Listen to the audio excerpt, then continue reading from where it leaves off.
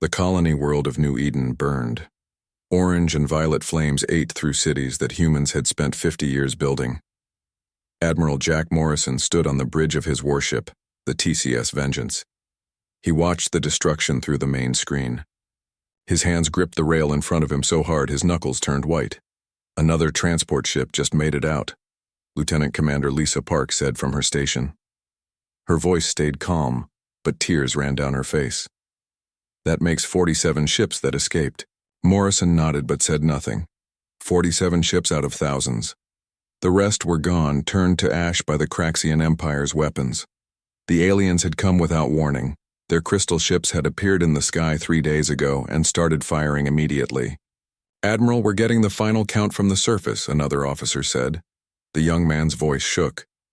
37 million confirmed dead. Maybe more. The bridge fell silent. 37 million people. Families, children, workers who had come to New Eden for a better life. All gone in 3 days. Captain Daniel Kim walked over to Morrison. They had served together for 20 years. Kim knew his friend well enough to see the rage building behind those calm eyes. "Earth Command wants us to pull back," Kim said quietly. "They're ordering all ships to return to the inner colonies." Morrison finally turned away from the screen. "Pull back? They want us to run?" "They say we need to consolidate our defenses." The Craxians hit 3 colonies at the same time: New Eden, Paradise, and Haven. All destroyed. The politicians think we should negotiate. A bitter laugh escaped Morrison's lips. "Negotiate? The Craxians sent us a message, Dan. Want to hear it?" Kim nodded, though he had already heard the message. Everyone had. Morrison pulled up the recording on his personal display. The image of Overlord Thexkar appeared. The Craxian leader looked like a giant mantis made of crystal and metal. His voice sounded like breaking glass when he spoke. "Humans of Earth," the recording said, "your expansion into our territory ends now. You are a primitive species that has spread too far. Return to your birth world and stay there. Any human ship found outside your home system will be destroyed. Any colony will be burned. You have seen our power. Do not test us again." The recording ended. Morrison looked at Kim. "They think we're weak. They think we'll crawl back to Earth and hide." "What else can we do?" Kim asked. "They have thousands of ships. Their empire covers 50 star systems. We have maybe 800 combat ships total." Morrison smiled. It was not a pleasant smile. "They think they know our numbers. They think they know our strength. They're wrong." He turned to address the entire bridge crew. "Listen up, everyone. I know you're angry. I know you want revenge for New Eden. So do I. But right now we follow orders. We're going back to Earth." The crew looked confused and disappointed. Morrison continued. "But when we get there, things are going to change. The Craxians want to see what happens when you push humanity into a corner. They're about to find out." 3 hours later, the Vengeance and 12 other surviving warships entered hyperspace, heading back to Earth. Behind them, New Eden continued to burn. The Craxian fleet remained in orbit, making sure no humans returned. On the Craxian command ship, Overlord Thexkar watched the human ships flee. His lieutenant, a smaller Craxian named Vextor, approached. "The humans run, as predicted," Vextor said. "They are cowards." "Not cowards," Thexkar corrected. "Simply weak. They spread across space quickly, but they lack the strength to hold what they take. It is the way of the universe. The strong take from the weak." "Should we pursue them?" "No need. Let them run to their homeworld. Let them tell Earth what happened here. Fear will do our work for us. Within a year, humanity will accept their place as a minor species confined to one system." Thexkar turned away from the screen. He had destroyed many species colonies over his long life. Humans were no different from the others. They would submit or die. Back on Earth, the news of the colony's destruction spread quickly. Every news channel showed the same images: burning cities, refugee ships packed with survivors.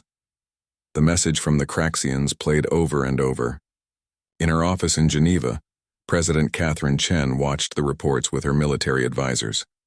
General Robert Stone, head of Earth Defense Command, stood at attention. "Give me options, General," Chen said. "Madam President, Officially, we're outmatched. The Craxians have superior numbers and technology. A direct fight would be suicide. Officially, Chen repeated. What about unofficially? Stone smiled slightly. Unofficially, we've been preparing for something like this for 50 years. Project Fortress. Chen leaned forward. Tell me about Project Fortress. Since we first met hostile aliens 40 years ago, we've been building in secret. Hidden shipyards in the asteroid belt, manufacturing plants on moons with no official colonies, training facilities that don't exist on any records. How many ships? Chen asked. Officially, Earth and all colonies have 800 military vessels. Unofficially, we have 3,000 in active service and another 9,000 in various stages of completion or mothballed status. Chen's eyes widened. 12,000 ships? How did we keep this secret? By listing them as other things. Decommissioned, scrapped, lost in accidents. Some are registered as mining vessels or cargo haulers. The Craxians, like most aliens, believe our official records. They don't understand that humans can lie on paperwork. The president stood and walked to the window. Outside, she could see crowds gathering in the streets. People were angry. They wanted action. How long would it take to activate all 12,000? She asked. 6 months, maybe less if we push hard. But Madam President, there's something else. Dr. Helen Chang has made a breakthrough. The Dimensional Jump Project? Yes. We can now jump directly to any point in space without using hyperspace lanes. The Craxians won't see us coming. Chen turned back to Stone. Start activation immediately. Total mobilization. I want every ship ready in 6 months. That will require the entire planet's resources. The economy will need to shift to war production. Then that's what we do. The Craxians made a mistake, General. They attacked our colonies and told us to run. They think we're scared. But they don't understand humans. Stone nodded. What they see as retreat, we call preparation. Exactly. Send word to Admiral Morrison. Tell him he's in command of the fleet. All of it. As Stone left to carry out orders, Chen looked back at the crowds below. They were chanting now, demanding justice for the colonies. She picked up her phone and called her speechwriter. Prepare an address to the planet, she said. Tell them we're not running, we're not hiding, we're getting ready. Across Earth and its remaining colonies, the word spread quickly. Factories that made consumer goods started making weapons. Retired soldiers returned to service. Young people lined up at recruitment centers. The Craxians had destroyed 3 human colonies. They had killed millions of innocent people. They had told humanity to hide on Earth and accept their fate. They believed Earth wouldn't strike back. They had no idea how wrong they were. In shipyards hidden from alien eyes, in facilities that existed in no database, in the hearts of 13 billion angry humans, something was building. Not just ships or weapons, but determination. The Craxians thought they had won. They thought humanity would accept defeat. They didn't understand that humans had a saying, never tell us the odds. 6 months. That's all Earth needed. 6 months to build the largest fleet in human history. 6 months to prepare the greatest counterattack the galaxy had ever seen. The Craxians were about to learn why humans had survived everything their death world had thrown at them. They were about to discover what happened when humanity stopped being nice. Admiral Morrison stood in his quarters aboard the Vengeance, looking at pictures of New Eden before the attack. Beautiful cities, green parks, children playing, all gone now. 6 months, he said to himself. Then we remind them why humans conquered their own world before reaching for the stars. The war hadn't ended when New Eden burned. It had just begun. 6 months had passed since New Eden burned. Earth looked different now. Every city had factories working day and night. The sky above major industrial centers glowed orange from furnaces that never stopped burning. Ships launched from spaceports, every hour, carrying materials to orbital shipyards. President Catherine Chen stood before the United Earth Assembly. Representatives from every nation on Earth and the remaining colonies watched her. The room was packed. Everyone knew this speech would change everything. 6 months ago, the Craxian Empire destroyed 3 of our colonies, Chen began. Her voice was steady and strong. They killed 37 million humans, men, women, and children who had done nothing wrong except dare to live among the stars. Dalai. Assembly was silent. Everyone remembered where they were when they heard the news. The Craxians told us to hide on Earth. They said we were primitive, weak. They believed we would accept our fate. Chen paused, looking around the room. Today I stand before you to say they were wrong. Today I authorize Operation Iron Hammer. The room erupted in applause. Chen raised her hand for silence. Every factory on Earth now builds weapons or ships. Every person who can work is working. We have turned our entire civilization into a machine of war, not for conquest but for justice, not for empire, but for survival. On Luna, Earth's moon, the shipyards stretched for hundreds of miles. What had once been mining facilities were now the largest ship construction sites in human history. Admiral Jack Morrison walked through Shipyard 7 with Commander Paul Rodriguez. How many today? Morrison asked. 50 ships completed since yesterday, Rodriguez answered. The workers are doing 18-hour shifts. Nobody complains. Everyone lost someone in the colonies. They stopped at an observation window. Below them, a massive battleship was taking shape. Thousands of workers swarmed over its hull like ants. Sparks flew from welding torches. Crane arms swung huge pieces of armor plating into position. That's the TCS Retribution, Rodriguez said. She'll be ready in 3 days. Morrison watched the work. The Craxians think we have 800 ships. What's our real count? As of this morning, 11,412 combat-ready vessels. We'll hit 12,000 within the week. Good. What about crews? Every ship is fully staffed. We've had 30 million volunteers. We're turning people away. Morrison nodded. The anger of humanity had become its strength. Everyone wanted to fight. Everyone wanted to make the Craxians pay. On Mars, the Red Planet's factories produced weapons at rates that seemed impossible. Director Susan Chen, no relation to the president, managed the largest facility. She hadn't slept more than 4 hours a night in months. We need more torpedo casings, a supervisor reported. We're building them faster than planned. Contact the asteroid miners, Susan said. Tell them we'll take any metal they can provide. Quality doesn't matter. We'll make it work. The supervisor hesitated. Director, the miners are already working at dangerous speeds. 3 accidents this week. Susan's face was grim. I know, but they won't stop. Nobody will stop. Not until we're ready. In the asteroid belt, miners who usually worked 8-hour shifts now worked 16. They carved metal from asteroids with a fury that matched Earth's anger. Ships that usually carried ore for construction now carried materials for destruction. Captain Carl Johnson commanded a mining vessel called the Rockhammer. His crew had just finished a massive extraction. Captain, that's our 5th load today, his first officer, Maria Rodriguez, said. The crew is exhausted. Ask them if they want to stop, Johnson said. Maria walked through the ship, asking each crew member. She returned 20 minutes later.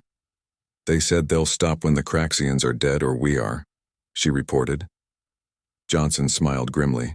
That's what I thought. Set course for the next asteroid. On Ganymede, Jupiter's largest moon, secret shipyards hidden beneath the ice revealed their true purpose. Ships that had been reported as destroyed in accidents powered up. Vessels listed as scrapped came online. The TCS Ghost, supposedly lost with all hands 10 years ago, emerged from a hidden dock. Lieutenant Amy Foster watched the activation from her station. Sir, that's 3,000 ships from the Ghost Fleet now active. Her commander, Colonel James Park, reviewed the list. Every ship we ever reported as lost, destroyed, or decommissioned. The Craxians believe our records. They have no idea these ships exist. How did we keep this secret for so long? Because humans are good at keeping secrets when it matters, and because the galaxy thinks we're too honest to lie on this scale. On Earth, ordinary citizens contributed however they could. Children collected scrap metal. Elderly people who couldn't work in factories made uniforms and equipment. Scientists shared research that had been classified for decades. Dr. Helen Chang worked in her laboratory in Tokyo. She hadn't left the building in 2 weeks. Her team had made the breakthrough that would win the war, but she kept pushing for improvements. The dimensional jump drive works, her assistant, Dr. Ken Yamamoto, said. We've tested it 100 times. It needs to work perfectly on 12,000 ships jumping at the same time, Chang replied.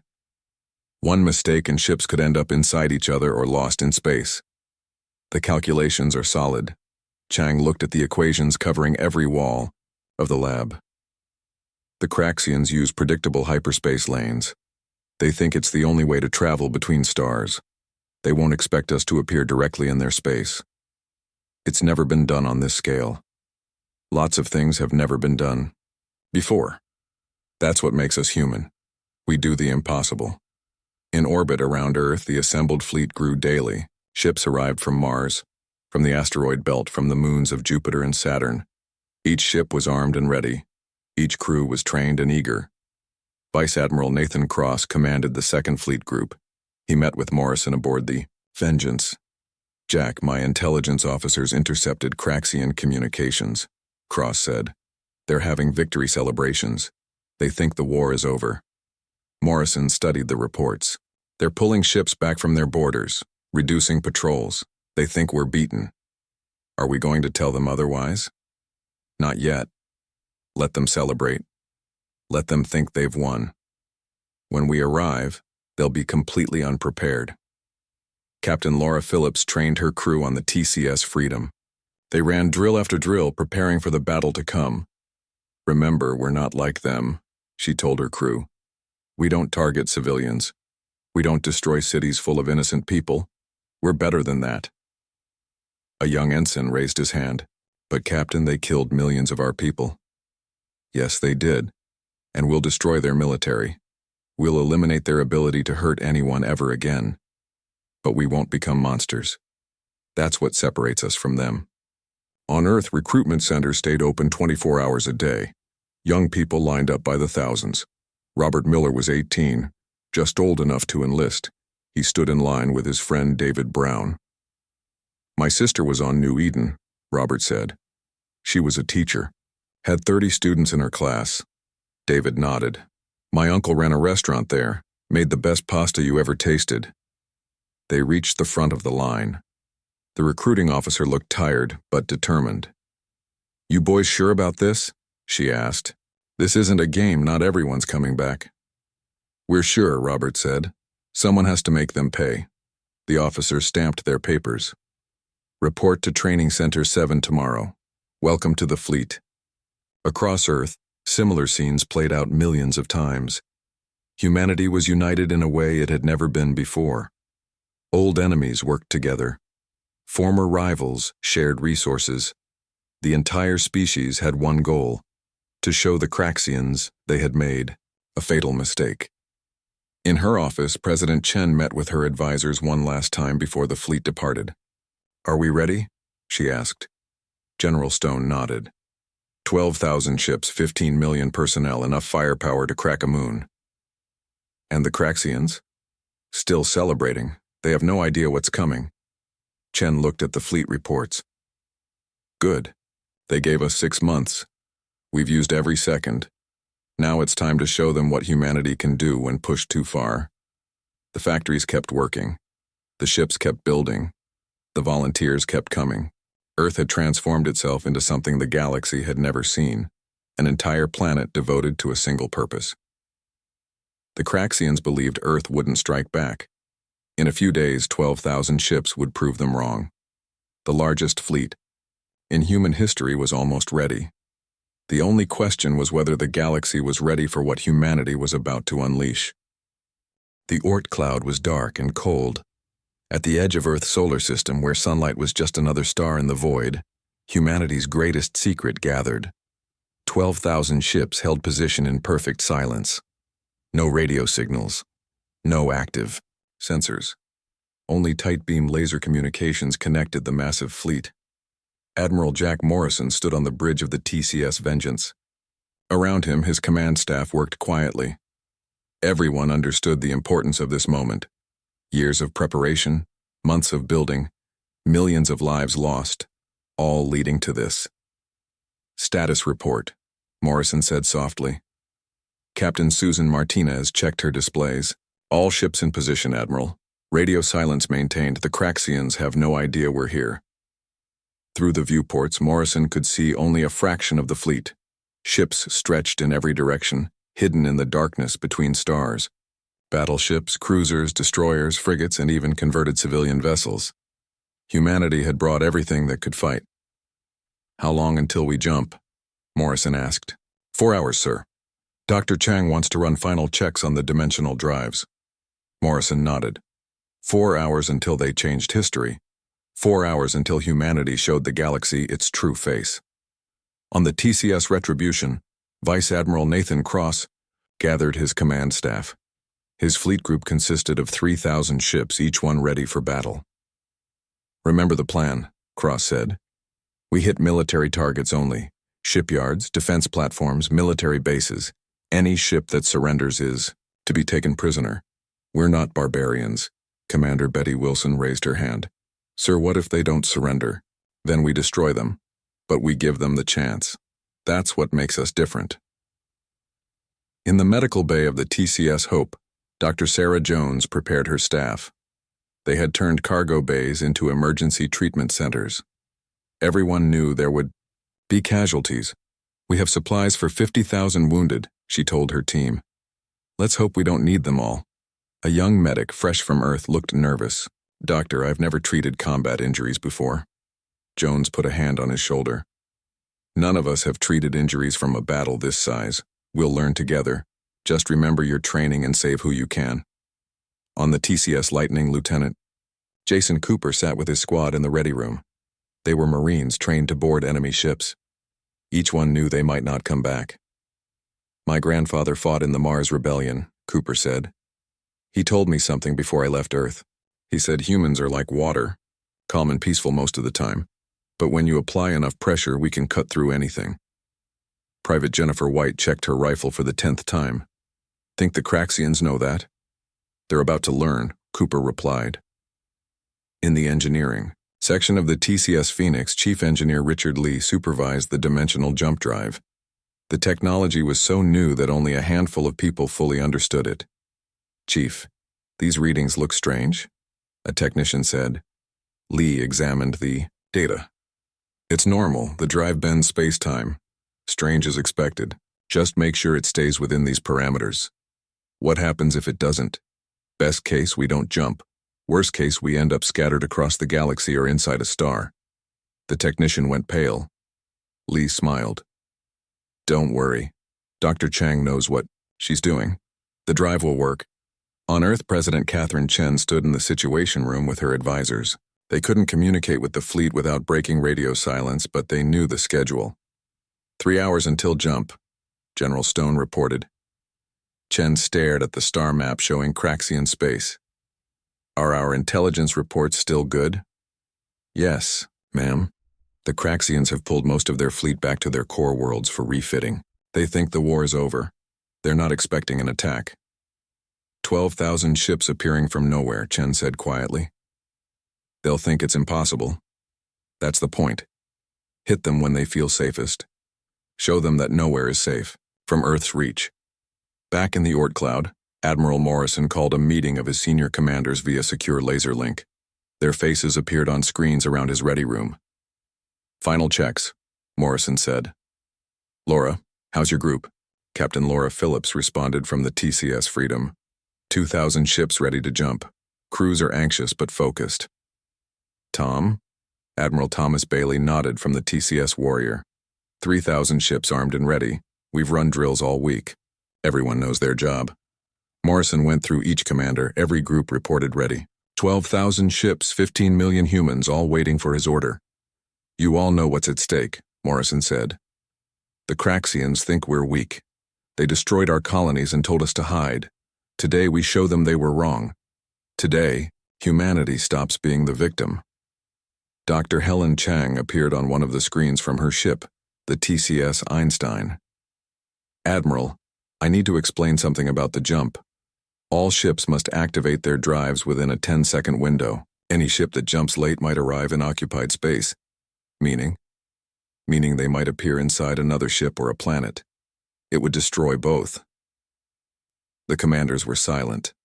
The margin for error was almost nothing. My team has programmed the computers to handle the timing, Chang continued. But everyone needs to be ready. Once we start the sequence, there's no stopping it.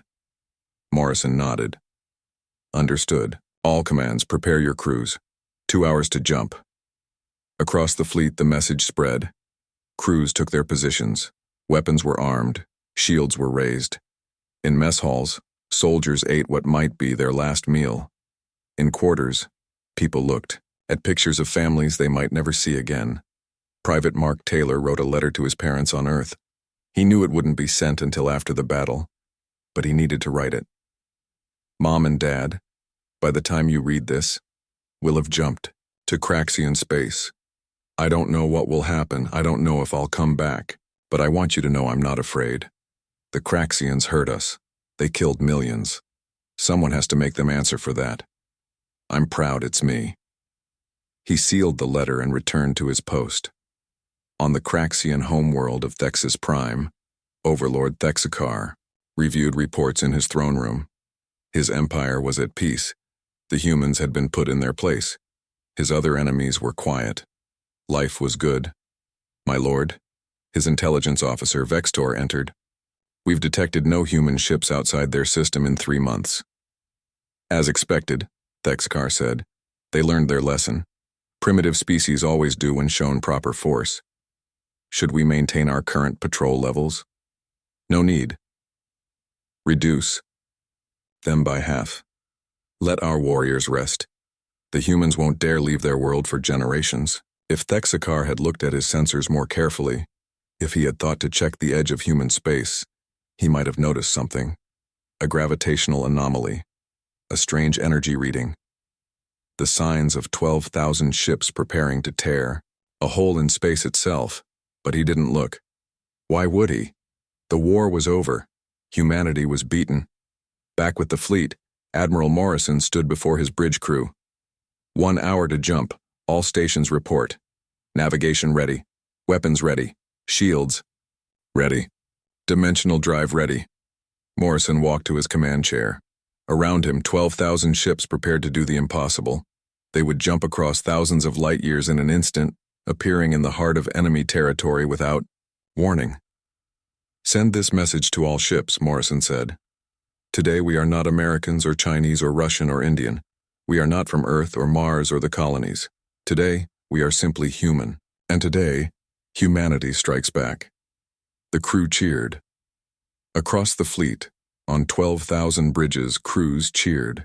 The sound couldn't travel through space, but the spirit was shared by 15 million souls.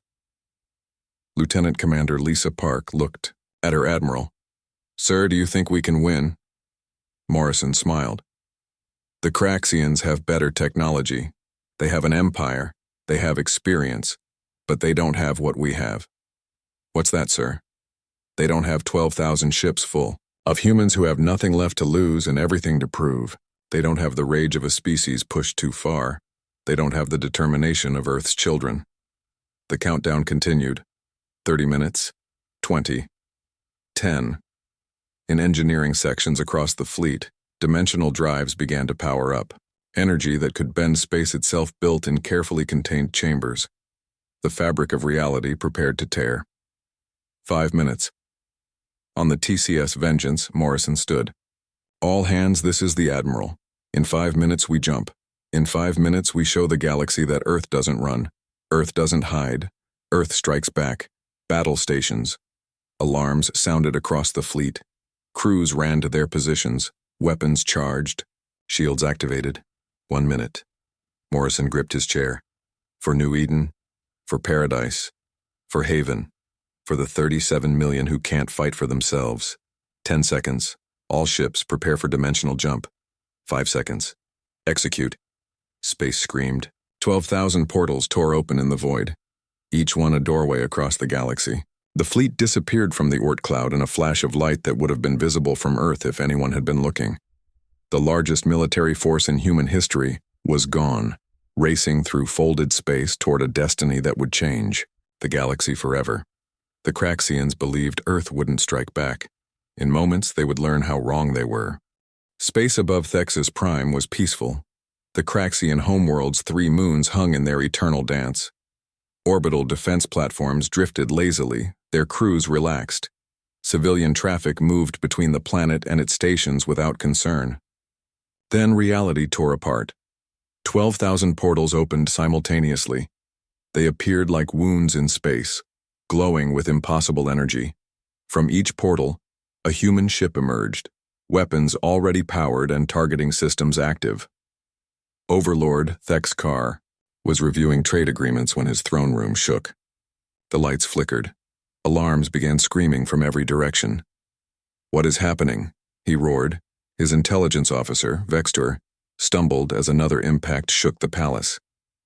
"My lord, we're under attack." "By whom? Which enemy dares?"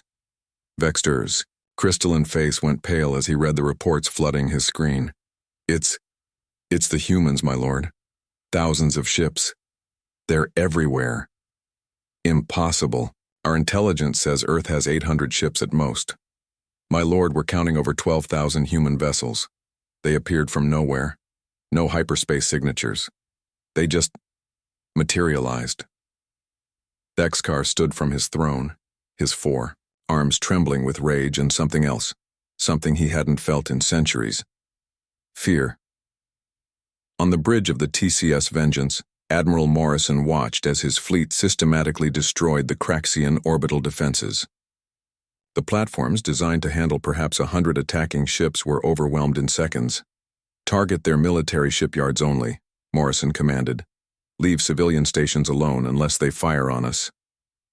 Captain Martinez coordinated the attack.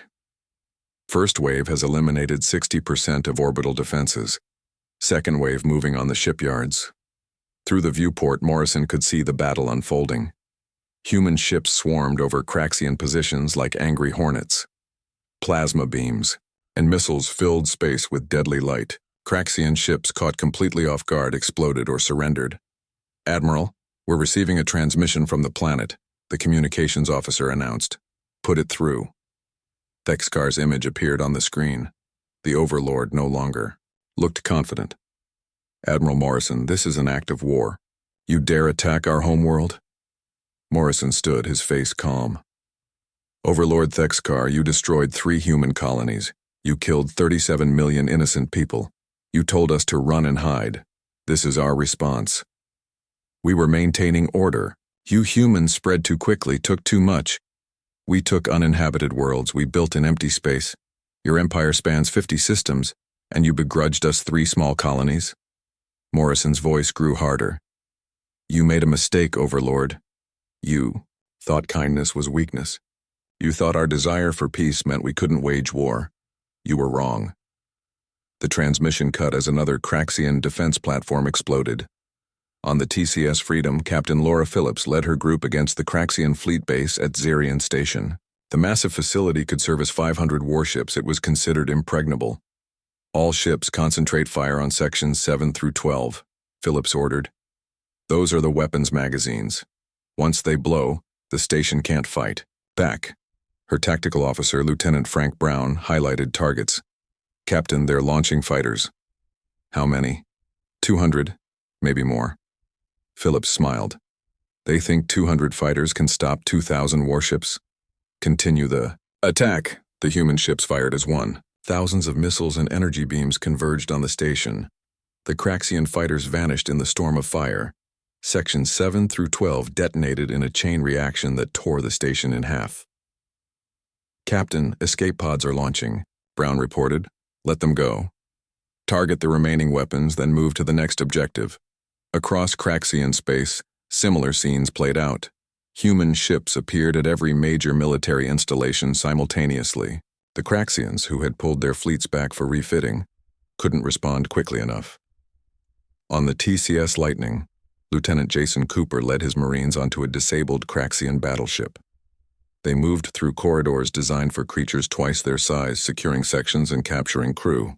"Remember, they're prisoners, not trophies," Cooper told his squad as they found a group of wounded Craxians. "Get them to the medical bay." Private Jennifer White helped an injured Craxian engineer. The alien looked at her with confusion. Why do you help me? We destroyed your worlds." Because we're better than you, White replied. We don't kill the helpless. On the TCS Retribution, Vice Admiral Cross coordinated the attack on Craxian manufacturing centers. These facilities had built the ships that destroyed New Eden. Sir, they're asking for terms, his communications officer reported. Tell them to power down all weapons and surrender unconditionally. They have 30 seconds to comply. They're complying, sir.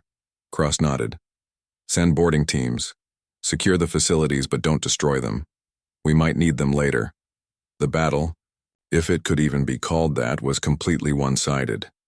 The Craxians had expected to fight hundreds of ships in a defensive war. Instead, they faced thousands of vessels appearing inside their defenses with perfect coordination. Commander Alex Wayne on the TCS Thunder led an assault on a Craxian ammunition depot. All ships, stay clear of the explosion radius. This is going to be big. The depot, containing weapons meant to subjugate dozens of species, vanished in a flash that briefly outshone the local star. But not everything went perfectly. The TCS Courage, commanded by Captain Alice Brooks, took heavy fire from a Craxian dreadnought that managed to power up its weapons. Hull breach on Deck 7, her damage control officer shouted. Seal it off, Brooks ordered, even as her ship shook from another impact. Return fire, all weapons. The Courage and her escort ships poured fire into the dreadnought until its shields collapsed and its hull cracked open. Captain, they're abandoning ship, the sensor officer reported. Let them go. We're not here to massacre sailors doing their duty. Move to the next target. On Thexus Prime, panic spread through the Craxian leadership. Reports flooded in from across the Empire. Human ships were everywhere, striking with perfect timing. How is this possible? Thexcar demanded. How did they build so many ships? How did they arrive without warning? His chief scientist, Zexmar, analyzed the sensor data. My lord, they're using some kind of dimensional travel. Not hyperspace, something else. Something we've never seen. Can we counter it? Not without years of research. This technology is beyond our understanding.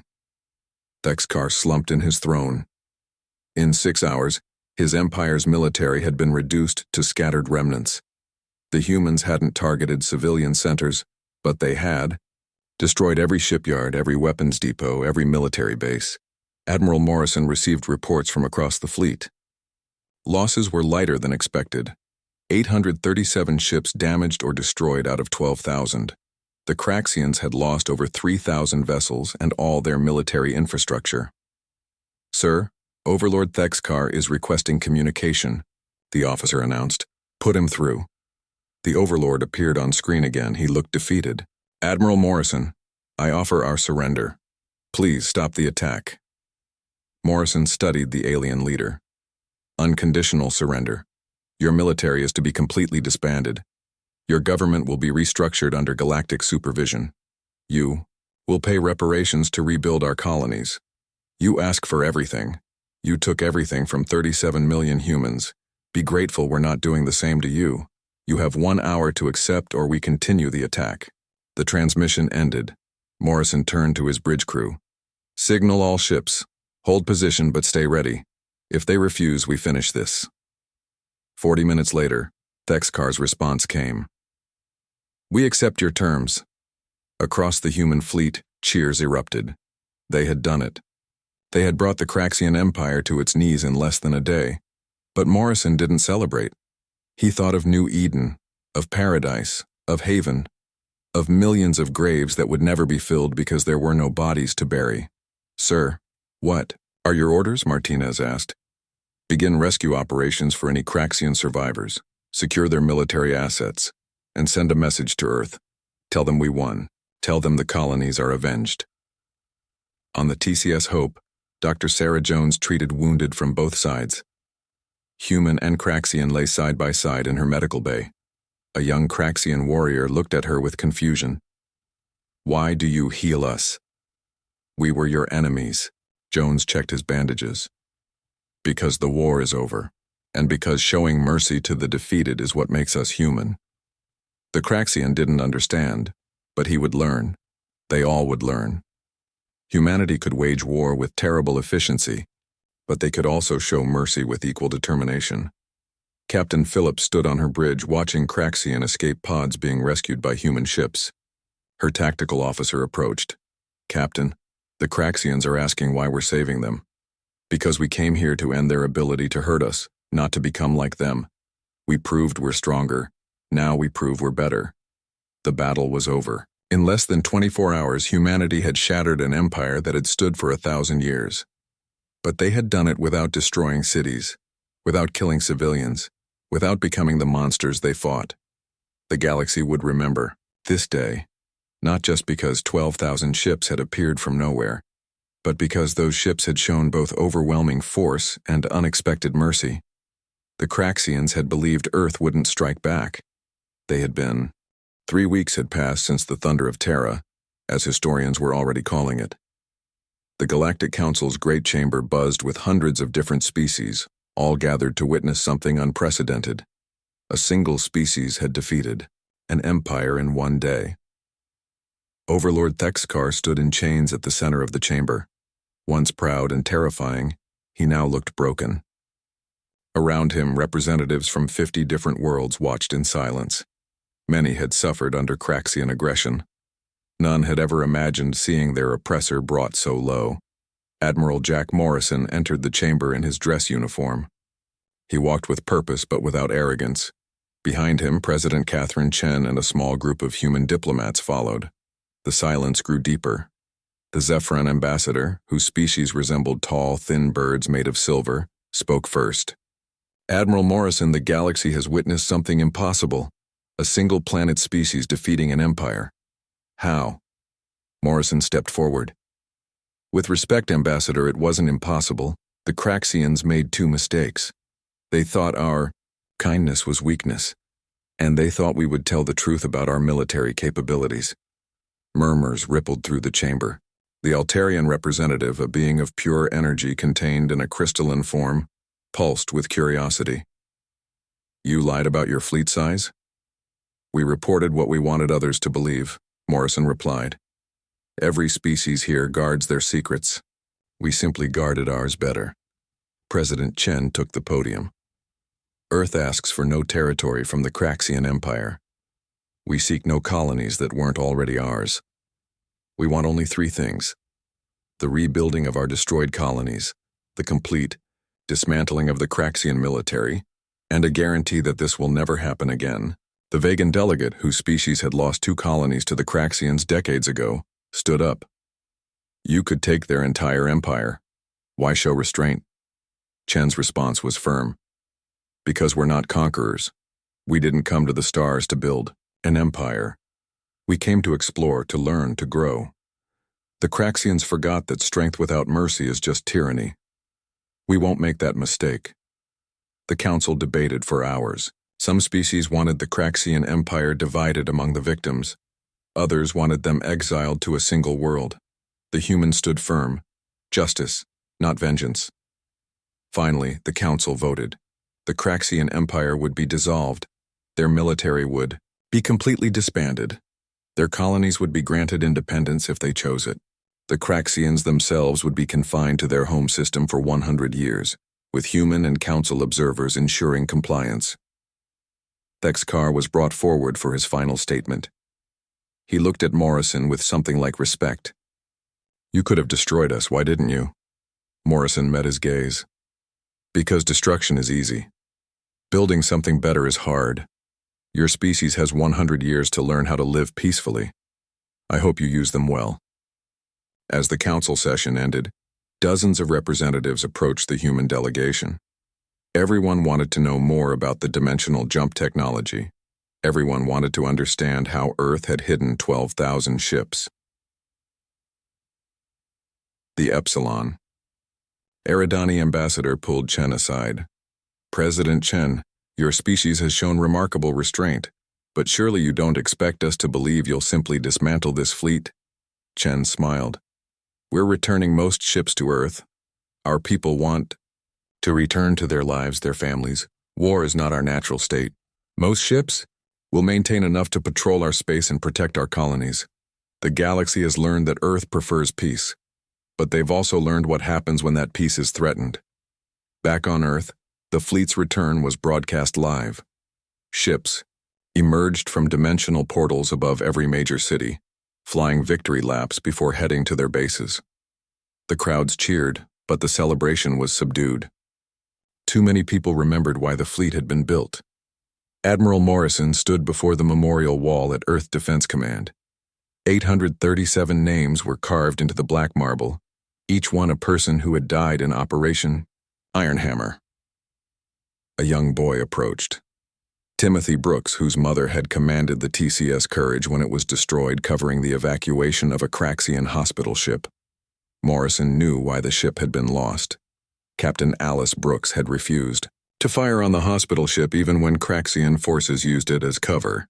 "Admiral Morrison," the boy said quietly. Morrison knelt to meet his eyes. "Yes, son? My mom, did she make a difference?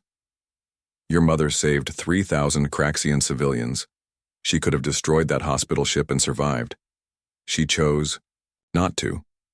She showed the galaxy that humans value life, even enemy life, above our own safety. Was it worth it?" Morrison put his hand on the boy's shoulder. "Your mother's sacrifice is why the galaxy doesn't fear us despite what we did. They saw that even in war, even in revenge, we chose to be better. That's her legacy." In the weeks that followed, human ships helped evacuate Craxian civilians from military installations before demolishing them. Human doctors treated wounded Craxians. Human engineers helped convert Craxian weapons factories into civilian manufacturing. Captain Laura Phillips, now promoted to Rear Admiral, oversaw the decommissioning of captured Craxian vessels. She met with Vextor, the former Craxian intelligence officer. "I don't understand your species," Vextor said. "You had the power to exterminate us. Why show mercy?" Phillips looked at the alien. "Let me tell you something about humans. We evolved on a world that tried to kill us every day. Predators, disasters, diseases, we survived them all. But we didn't survive by being the strongest or the meanest. We survived by working together, by helping each other, by choosing cooperation over conflict. But you built 12,000 warships, in secret, because we also learned that sometimes you have to fight to protect what matters. But fighting is the last option, not the first. Your empire never learned that lesson. On Luna, the secret shipyards began converting back to civilian use. Some ships were decommissioned and scrapped. Others were converted to exploration vessels or cargo haulers. But not all of them. In hidden bases across the solar system, 6,000 ships remained on standby. Their crews returned to civilian life but stayed on reserve status. The ships powered down but stayed ready. Earth had learned its lesson too. Peace was preferable, but preparation was necessary. Dr. Helen Chang received offers from dozens of worlds for her dimensional jump technology. She turned them all down. "This technology is too dangerous to share freely," she told the Galactic Council. "Earth will use it for exploration and defense. But we've seen what happens when aggressive species gain advanced technology. We won't make that mistake." Some species were angry, but most understood.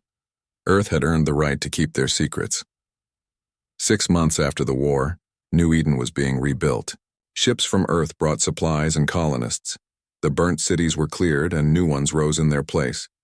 A memorial stood in the capital, listing every person who had died in the Craxian attack. Admiral Morrison retired after the memorial's dedication. In his final speech, he stood before thousands of colonists and said, "We didn't fight for revenge. We fought to ensure this never happens again. Every species in the galaxy now knows that Earth's children may prefer peace, but we are not prey. We are not victims. We are humans, and that means something." The crowd erupted in applause, but Morrison raised his hand for silence. But being human also means showing mercy. It means building instead of destroying. It means choosing the harder path of peace whenever possible. The Craxians learned what happens when you push humanity too far. Let's make sure no one else needs that lesson. On Thexis Prime, now under council supervision, schools began teaching their young about the war. But the human advisors insisted on teaching the whole story. Not just the defeat, but the mercy that followed. Not just the destruction of their fleet, but the rescue of their crews. A young Craxian student asked her human teacher, "Why did you spare us?" The teacher, a former Marine named David Clark who had fought in the war, thought carefully. Because winning the war was never the goal. The goal was to stop you from hurting others. Once that was done, killing more would have just been cruelty. And humans try very hard not to be cruel. President Chen addressed Earth in her final speech about the war. We showed the galaxy two things. First, that Earth will defend itself, and its children, with overwhelming force. Second, that we will show mercy even to our enemies. Both lessons are equally important. She paused, looking directly at the camera. The 12,000 ships that appeared in Craxian space were built by ordinary people doing extraordinary things, factory workers pulling double shifts, miners risking their lives for raw materials, scientists sharing decades of research. That is humanity's true strength, not our weapons, but our unity, not our anger, but our determination. In a quiet ceremony, on Mars, the families of the 837 fallen gathered. Each family received a flag of Earth and a personal message from the president. But more importantly, they received messages from Craxian civilians whose lives had been saved by human mercy. One message, from a Craxian child whose hospital ship had been protected by the TCS Courage, read, "Your mother died to save us. We were your enemies, but she protected us anyway. I will spend my life trying to be worthy of her sacrifice." Timothy Brooks held that message and cried. His mother Q.